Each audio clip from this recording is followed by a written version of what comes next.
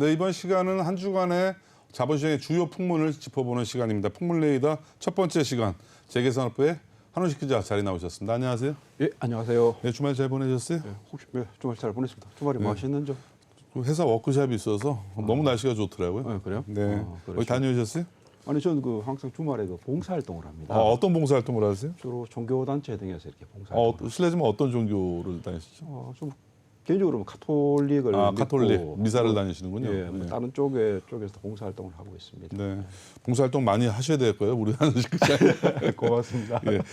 네, 지난주 남양유업 결국 그 홍원식 남양유업 회장 1심 소송에서 완패를 했죠. 예. 뭐 주변에서는 다들 전문가들은 법조계에서는 1심 뭐 패소할 것이라고 좀 예측들을 많이 했는데 정작 본인 홍원식 회장은 전혀 예상을 그렇게 못했나 봐요. 아닙니다. 조금 법률적인 이야기부터 먼저 좀 해보도록 하겠습니다. 네.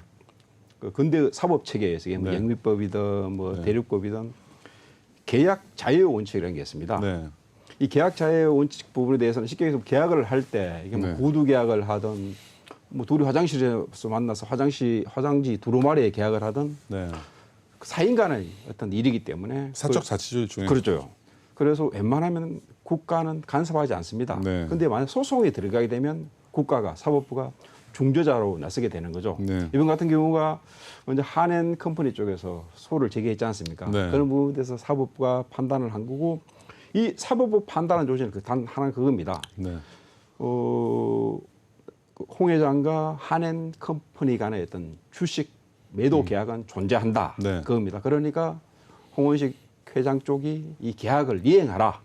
그게 어떤 이번 제가 판결을 정확하게 보지는 못했습니다. 그 방점은 그거 한 가지입니다. 근데 사실 쭉 법조계에서 쭉 나오기를 사실 홍 기장 같은 경우가 이게 뭐 사건이 꽤 길지 않습니까? 1년 4개월 정도 걸렸습니다.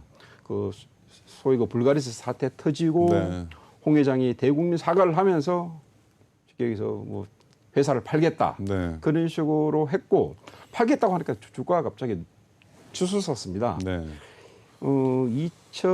작년 8월 같은 경우가 주가가 80만 원대까지 치솟았습니다. 그러니까 홍 회장이 조금 마음이 조금 바뀌었던 거죠. 지금은 얼마 정도 하죠? 지금 오늘 아침에 보니까 40만 원 선이 붕괴가 되었습니다. 반토막이 났네요. 그렇죠. 반토막이 더 난 거죠. 그런 상황에서 뭐 주식이 그 당시에 주가가 쭉 올라가고 그러니까 홍 회장의 마음이 조금 바뀌었던 거죠. 또 주위에 있던 사람들이 사실 이 당시 그 남양유업 장부가가 한 3,800억 정도 됐었습니다. 그런데 매각가가 3,100억밖에 안 되니까 주위 사람들이 좀 부추긴 거죠. 너무 싸게 팔았다. 그런 식으로 하다 보니까 홍 회장이 마음이 바뀌어가지고 계약 해지를 선언하게 되었습니다. 그런데 이번 사법 같은 경우에는 그런 부분에 대해서는 홍 회장의 주장에 대해서는 손을 들어주지 않았습니다. 계약을 이행해라. 그 자체입니다. 어쨌든 뭐 결국 최악의 상황으로 온 거죠. 홍원식 회장 입장에서는. 뭐 홍 회장으로서는 최악의 상황이 준 거죠. 뭐 회사를 어떤 거 그대로 넘겨줘. 물론 돈은 받겠지만 뭐 3,100억이라는 돈을 챙기겠지만 회사를 넘겨줘야 한다는 그런 상황입니다. 남양유업이 1964년에 만들어졌습니다. 창업주 홍대영 회장에서 좀 67년 정도 됩니까? 그 업력을 자랑하는데 하루아침에 뭐 회사를 남한테 넘겨줘야 되는 어떤 그런 상황이 와 있습니다. 보통 1심 판결이 나오면 보통 가집행을 할 수 있게끔 돼 있죠, 이제. 근데 이 같은 경우에는 채권 그런 게 아니라 가집행이 이제 불가합니다. 가집행은 불가합니다. 물론 할 수는 있는데 시간이 굉장히 많이 걸립니다. 실익이 없답니다. 그렇다면 이제 당연히 상급심 항소를 진행하겠죠, 홍원식 회장 입장에서는. 지금 뭐 제가 알기로는 그날 판결 나오자마자 항소 제기하겠다고 얘기를 했었습니다. 오늘 뭐 들리는 이야기로는 오늘 중으로 좀 정확하게 법원에 항소장을 제출하겠다. 제출하는 것으로 보입니다. 어차피 나중에 항소 이유서는 그 후에 해도 되니까 그 항소장 같은 건 일주일 안에 제출해야 되지 않습니까? 항소장부터 제출해두고 뭐 항소 이유서라든지 그런 시간을 두고 좀 법원에 낼 것으로 좀 판단됩니다. 보통 그 업계나 뭐 법조계 전문가들은 홍 회장이 항소해도 이길 가능성이 없다라고 이렇게 확률이 희박하다고 보고 있는데 홍 회장 입장에서는 계속 이렇게 소를 제기할 수밖에 없는 뭐 특별한 이유가 있나요? 조금 좀 살펴보겠습니다. 사실 뭐 좀 홍 회장이 좀 항소를 제기는 했습니다. 하고 지금 1심 재판 같은 경우가 거의 뭐 1년을 넘게 끌었지 않습니까? 2심 항소심 같은 경우에도 뭐 한 그 정도 시간이 좀 걸릴 것으로 뭐 법조계에서는 판단하고 있습니다. 네. 판단하고 있고 사실 항소심 갔었어도 네. 새로운 증거가 나오면 네. 이렇게 판을 뒤집을 수가 있습니다. 네. 그리고 또 최근 우리 사법부 경향이 하급심 판단을 존중합니다. 그렇죠. 웬만한 뭐 그런 케이스가 아니고 이상 1심 판결을 뒤집지는 않습니다. 그래서 변화된 요인이 나와야지 뭔가 2심에서 움직이지. 그렇죠. 1심에서 변화 요인이 없는 상태는 대부분 다 항소가 기각되더라고요. 그리고 또 뭐 소위 말하는 그 자유심증주의라는 것도 있지 않습니까? 네. 이 자유심증주의가 절대적인 어떤 하자가 있었을 때 네. 2심 재판부가 판단을 하는데 지금 같은 경우는 하자가 없어 보입니다. 네. 그래서 2심에서 뒤집기에는 가능성이 아주 희박하다. 네. 그런 식으로 법조계에서는 좀 이야기를 좀 하고 있습니다. 뭐 가령 이런 거죠. 뭐 갑자기 1심 때 찍었던 도장이 뭐 위조된 도장이었다. 뭐 예를 들면 아니면 뭐 강압위에서 도장을 찍었다. 뭐 이런 거가 아닌 이상의 뭐 내용상 뭐 반칙을 했다 그러면 뭐 당연히 반칙한 사람은 반대편에 손을 들어줄 수밖에 없는 게 법원의 입장일 텐데. 맞습니다. 자, 사모펀드의 가장 약한 고리를 또 재공략하지 않을까 이번에 공격 포인트를? 예, 우선 요거부터 먼저 좀 짚어보겠습니다. 사실 홍 기장 같은 경우가 남양유업 경영을 맡은 게 수십 년입니다. 네.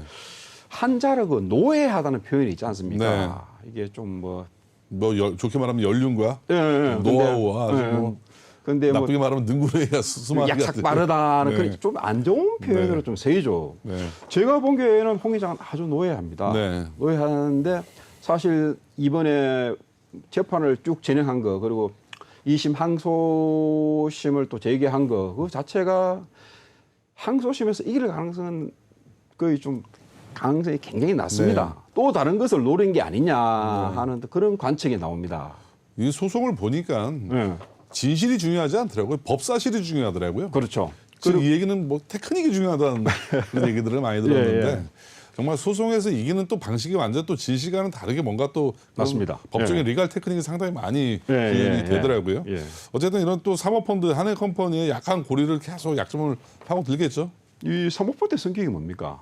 네. 뭐 쉽게 얘기해서 외부 투자자 돈을 모아서 어느 정도 뭐 회사의 밸류를 극대화시키는 그렇죠. 거죠. 거기서 나중에 회사 다른 데 팔고 투자자들한테 돈을 돌려줘야 되지 않습니까? 지금 이쪽 투자자 돈을 모은 게 작년입니다. 벌써 1년 4개월이 흘렀지 않습니까? 이 투자자들은 당장 빨리 좀 돈을 회수하려고 할 겁니다. 소위 말하는 엑시트를 해야죠. 그런데 또 이 금융시장을 봅시다. 작년 이맘때 미국 금리가 0.25%였습니다. 지금 금리는 며칠 전에 또 미국 FRB가 또 자이언트 스텝을 가했죠. 3.25%입니다. 이 금리가 오른 상황에서는 여기 이런 펀드에 굳이 돈을 디파짓 하려고 않죠. 다른 곳을 빼려고 하죠. 지금 미국 금리 같은 경우에는 올 연말계 같은 경우는 거의 뭐 4%까지 좀 이렇게 뭐 상승할 가능성이 많습니다. 앞으로도 계속 빅스텝의 여지가 있죠. 그렇죠. 자, 이렇게 이제 한행코가 남양유업 민수를 위해서 사용할 펀드 어떻게 구성이 돼 있나요? 이게 소위 말하는 이쪽 투자 은행 업계에서는 이게 LP라고 표현합니다. 그 해외 투자자인데 리퀴디티 프로바이더 전부 다 해외 투자자들입니다. 아까도 말씀드렸듯이 이게 이 사모펀드 자체가 뭐 소위 말하는 벌처 펀드는 아니지만 저도 뭐 투자 회행 기간을 뭐 길어봤자 1, 2년밖에 안 됩니다. 그러기 위해서는 당장 아까도 말씀드렸지만 어떤 금융시장의 흐름 그리고 아까 뭐 설명드렸지만 이게 남양유업 주가가 거의 뭐 반토막이 넘겨났습니다. 기업 가치는 계속 떨어지고 있죠. 이걸 지금 3,100억 주고 홍 회장 일가 쪽에서 샀는데 앞으로 금융시장 상황은 더 안 좋습니다. 그리고 남양유업의 밸류에이션을 봤었을 때 앞으로 가치가 더 떨어질 것으로 판단됩니다. 그러면 3,100억에 샀는데 쉽게 얘기해서 적자 보고 손해 보고 팔 수도 있는 그런 상황입니다. 그러면 우리 홍 회장이 궁극적으로 원하는 건 시간을 끌면서 합의 전략으로 가려고 하는 거 아닐까요? 시간을 끌면 제가 보기에는 여러 가지 어떤 그런 작년 이맘때만 작년 8월 때만 하더라도 뭐 글로벌 어떤 금융시장이라든지 경제 상황이 이런 식으로 바뀔지는 몰랐죠. 몰랐는데 갑자기 경제는 항상 바뀌지 않습니까? 1년 새에 이런 식으로 바뀌었는데 앞으로 있던 경제 상황은 더 안 좋습니다. 특히 금융시장 같은 경우. 홍 기장 같은 경우에 당장 시간을 끌겠죠. 그러다 보면 누가 애가 타겠습니까? 홍 기장입니까? 아무래도 수성을 하는 홍 회장 입장에서는 덜 타겠죠. 그렇죠. 자, 이렇게 주식 매매를 1심에서 한행코가 이겼음에도 불구하고 빨리 주식 매매를 빨리 강제할 수 있는 방법이 없나요? 전혀 없습니다. 사실은 뭐 채권 같은 경우야 뭐 가압류하고 그런 가능한데 이 같은 경우에 거의 불가능합니다. 물론 뭐 주식 명도 소송은 할 수 있습니다. 할 수 있는데 시간이 굉장히 길죠. 그러다 보면 실익이 전혀 없습니다. 자, 그렇다면 양측이 이렇게 합의에 나설 가능성 충분히 좀 높아지겠네요, 앞으로. 그렇죠. 홍 회장도 그걸 노리고, 근데 제가 보기에는 그 합의에 어떤 그런 지렛대 역할을 할 게 그 백미당이라고 있지 않습니까? 아이스크림. 그렇죠. 한번 가보셨나요? 예, 맛있어요, 아이스크림이. 아주 고급 그 아이스크림 카페입니다. 그걸 좀 이렇게 넘겨받을 가능성이 많습니다. 매각 과정에서 최종 매각 과정에서 백미당은 제외하는 것으로 뭐 둘이 또 이면 합의를 이룰 가능성이 많습니다. 그리고 좀 더 짚어보자면 사실 이 상반간에 처음에 이렇게 남양유업을 매각하는 과정에 있어서 홍 회장이 몇 가지 조건을 내걸었습니다. 뭐 가족들에 대한 어떤 임원 대우, 자신의 어떤 고문직을 뭐 좀 이렇게 뭐 해달라. 그리고 그 백미당은 빼달라는 그런 합의가 있었었는데 이게 보니까 소위 말하는 서면 합의는 아니고 일종의 어떤 구두 합의였던 것으로 이렇게 추측이 됩니다. 그러다 보니까 법원 쪽에서는 이게서 구두 합의를 한쪽만 주장을 하니까 다른 쪽은 한행코 쪽에 그게 없었다고 하니까 결국 법원 쪽에서도 이쪽 한행코 쪽 입장을 들어준 거죠. 그러니까 원칙적으로 구두 합의도 민사상 합의이기 때문에 계약이죠. 계약인데 증거만 있다면. 그 증거만 있다면. 그런데 이게 뭐 홍 회장이 조금 이렇게 뭐 이렇게 뭐 좀 이렇게 뭐 달리 좀 쉽게 생각했든지 그런 어떤 뭐 증거라든지 물증을 남기지 못했던 모양입니다.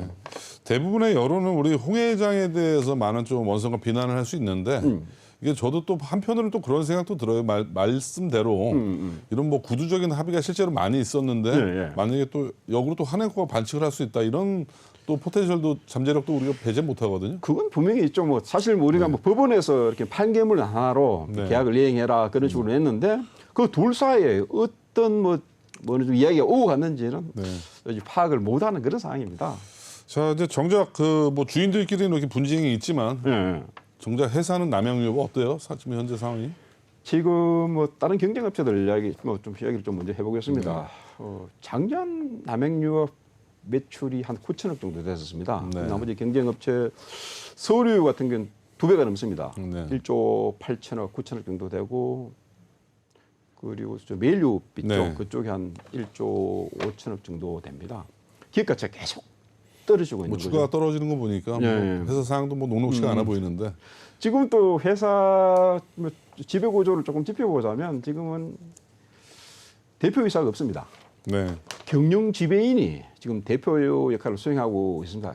경영 지배인이라고 해서 한창 보면 뭐 정계 보면 정당들 보면 비대위 체제라고도 볼 수 있습니다. 비상대책위원회원장 왜 경영 지배인이 회사를 운영하느냐? 홍 회장의 주식 의결권이 제한되어 있습니다. 법원의 가처분 인용에 의해서 그러다 보니까 원래 지금 사내이사가 6명이 돼야 대표를 선임할 수 있는데 지금 사내이사가 2명뿐입니다. 그러니까 사내이사 대표를 선임하지 못했죠. 그런 상황에서 경영지배인 사실 김성은 경영지배인인데 사실 뭐 이분도 거의 뭐 홍 회장의 어떤 신복이나 다름없습니다. 자, 앞으로도 우리 홍 회장 성격상 2심, 3심 계속 뭐 대법원까지 가실 것 같은데. 그러니까 제가 보기에는 아까도 말씀드렸지 않습니까? 현 뭐 단순히 어떤 아까도 좀 말씀드렸지만 이 펀드에 투자한 해외 투자자들은 이 둘 사이의 싸움은 관심은 없습니다. 우리야 관심이 있지. 그쪽들은 빨리 자기 돈을 회수하고 싶고 하겠죠. 본인들의 수익을 높이는 데만 관심이 있겠죠. 그러다 보니까 당장 발등에 불이 떨어진 쪽은 한행코다. 그러면서 먼저 한행코 쪽에서 홍 회장 쪽한테 협상 카드를 제시하지 않겠냐. 그게 어떤 백미당이다. 좀 뭐 그런 식으로 판단하고 있습니다. 지켜봐야죠, 뭐.